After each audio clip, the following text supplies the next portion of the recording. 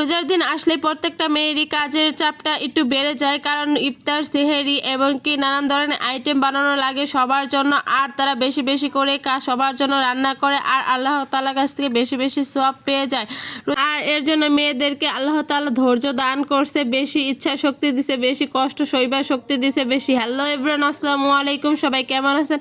আশা করি সবাই অনেক ভালো আছেন। তো আজকে আরেকটা লং ভিডিও নিয়ে চলে আসলাম আমি, ইতিআইশা।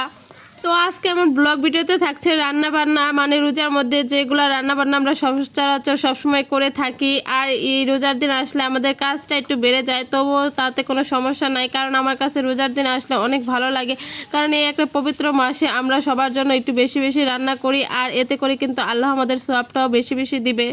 আর এই মাসে রোজা রেখে যে রান্না করতে আমাদের কষ্ট লাগে তেমন কিন্তু না, তবু একটু ইফতারের পরে ক্লান্ত লাগে, তারপর আবারও কাজ করা লাগে, যা কিছু মিলে আলহামদুলিল্লাহ। আর আজকে আমি প্রথমে এখানে বুটটা বাগার দিয়ে নিয়েছি। আমাদের ফ্যামিলিতে প্রতিদিন বুট বাগার দিতে হবে, বাসি বুট রেখে দিলে হয় না, এবং কি ফ্রিজে রেখে দিলে ওইটা পরের দিন গরম করেও খায় না। এক এক ফ্যামিলির এক এক ডিমান্ড। যাই হোক, আমাদের প্রতিদিন এই ছোলা বুটটা থাকবে। যাই হোক, এখন আমি কিন্তু বুটটা বাগার দিয়ে নিয়েছি, এখন কিন্তু রান্না করা শেষ, সেটা বেড়ে নিয়েছি। এখন আমি এখানে অল্প একটু গরুর মাংস ছিল, ওটা রান্না করে নিব, একটু ভুনা টাইপের করবো, ঝোল রাখবো না। প্রথমে আমি এখানে পেঁয়াজ কুচি আর পেঁয়াজটা একটু সামান্য বেটে দিছি, যাতে মাংসের ঘনত্বটা একটু ঘন হয়, এর জন্য আমি পেঁয়াজটা বেটে দিছি।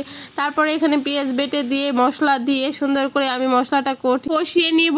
এরপর আমি এখানে মরিচের ফাঁকিটা একটু বাড়িয়ে দিব, কারণ সব কিছুই এই রোজার দিনে মিঠা মিঠা লাগে, একটু ঝাল ঝাল খেতে মন চায়। আর ঝোলের তরকারি তো সেই টাইমে খাওয়াই যায় না, তার জন্য আমি এখানে একটু মাংসগুলো একটু ভাজা ভাজা টাইপের করবো, যাতে মশলা মাংসের সাথে মিশে যায়।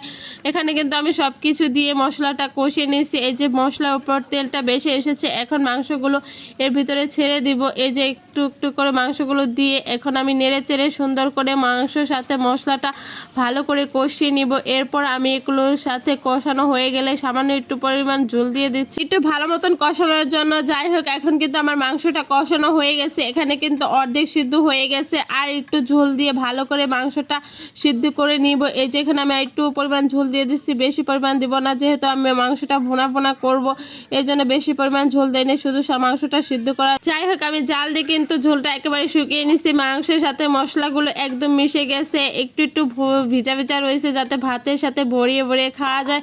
আর এইভাবে মাংস রান্না করে খেতে আমার কাছে বেশি ভালো লাগে, মানে আমাদের ফ্যামিলির সবাই এটাই পছন্দ করে।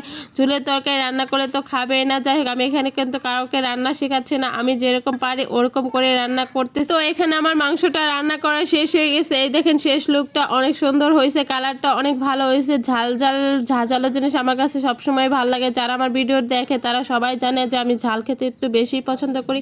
তারপরে এখানে দুধটা জাল দিয়ে নিচ্ছি, কারণ সেই সময়ে সবাই কম বেশি দুধ খায়, কলা দিয়ে দুধ দিয়ে খেতে কিন্তু ভালো লাগে। যাই হোক, এই ছিল আমার ভিডিও। ভালো লাগলে